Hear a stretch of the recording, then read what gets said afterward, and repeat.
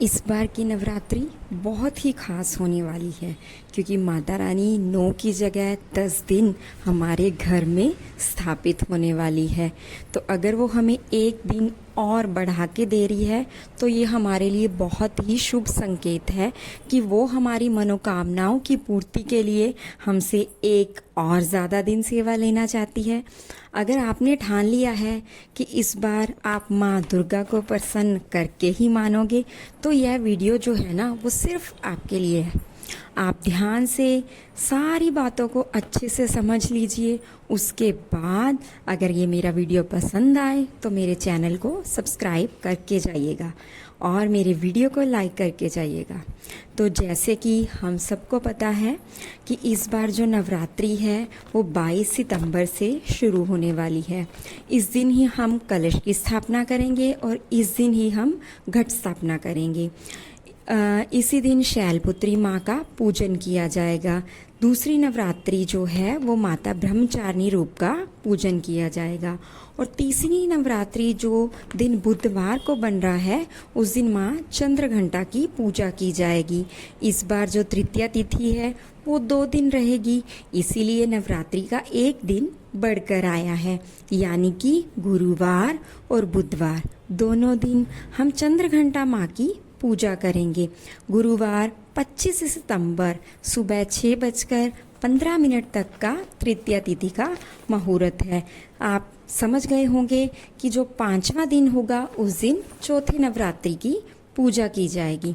जो लोग पहला और आखिरी व्रत रखते हैं नवरात्रि का वो ध्यान से सुनिए। नवरात्रि का पहला व्रत 22 सितंबर को होगा और आखिरी व्रत जो अष्टमी का व्रत करते हैं वो मंगलवार 30 सितंबर को होगा और जो सप्तमी का व्रत कर कर अष्टमी को माता रानी को भोग लगाते हैं उनके लिए आप समझ ही गए होंगे कि 21 सितंबर का व्रत होगा। तो आइए अब जानते हैं कलश स्थापना का शुभ समय। सुबह से लेके दोपहर के 2 बजे तक अच्छा समय है। श्रद्धा भक्ति के साथ माता रानी की स्थापना कीजिए क्योंकि इस बार कोई भद्रा नहीं है, कोई खराब नक्षत्र नहीं है। आप कभी भी कर सकते हैं, टेंशन लेने की बिल्कुल ज़रूरत नहीं है। लेकिन फिर भी कुछ लोग हैं जो हमेशा से शुभ समय का इंतज़ार करते हैं कि वो उसी समय में माता रानी को स्थापित करेंगे। तो मैं उनके लिए 4 मुहूर्त बता रही हूँ, आप नोट कर लीजिए। ब्रह्म मुहूर्त जो है वो सुबह 3:55 से लेकर 5:55 तक है। दूसरा जो मुहूर्त है वो 6:09 से लेकर 8:06 तक का है। तीसरा जो मुहूर्त है वो 8:14 से लेकर 10:35 तक का है। लेकिन जो अभिजीत मुहूर्त है वो 11:49 से लेकर 12:38 तक का है। लेकिन मैं ये कहूँगी कि अभी भी आप अगर माता रानी की स्थापना नहीं कर पाए हैं तो आप इस दिन में कभी भी दोपहर के 2 बजे तक माता रानी की स्थापना कर सकते हैं।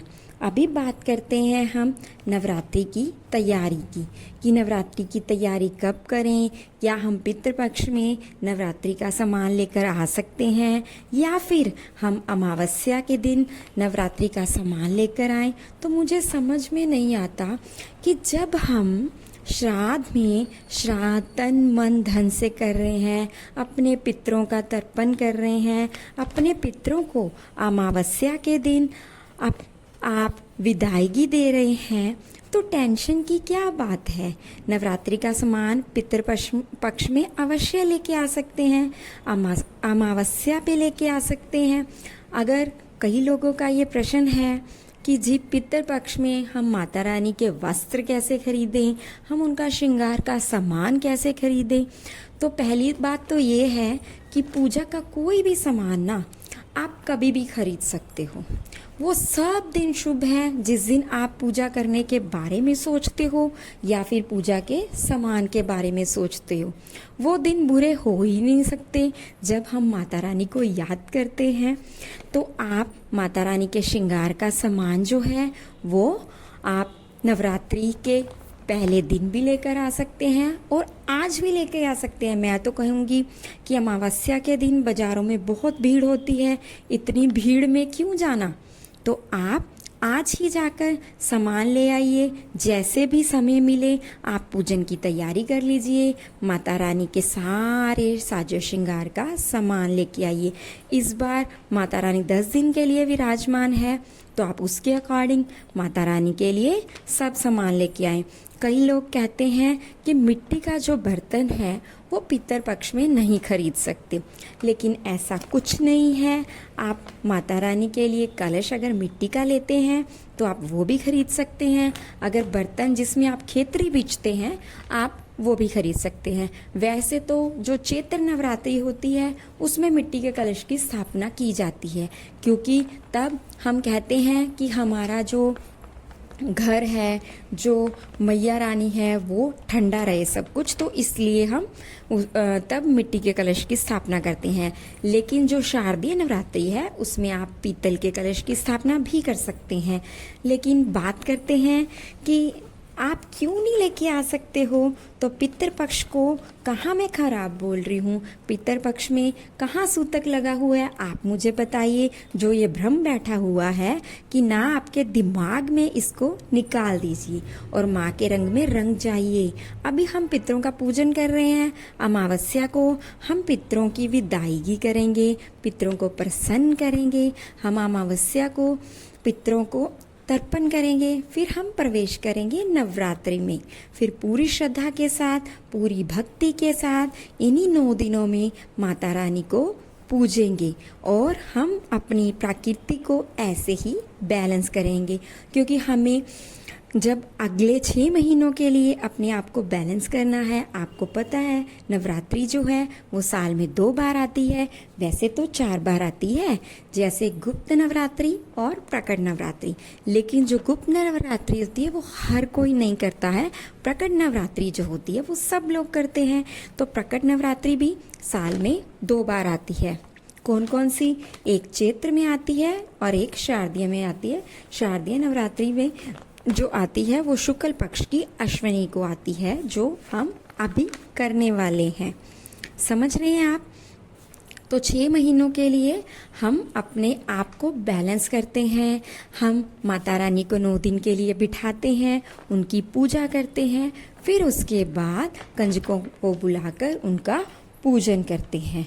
तो आप अगर कुछ उपाय चाहते हैं तो मैं आपको वो भी बता रही हूँ। अगर आपको ये है कि हमारा अच्छा घर बन जाए, आप जैसा भी घर चाहते हैं ना, आप वैसा ही घर जो प्रिंट आउट है वो प्रिंटर से ले लीजिए और जहाँ पे आप माता रानी को विराजमान कर रहे हैं वहाँ पे आप उसको चिपका दीजिए।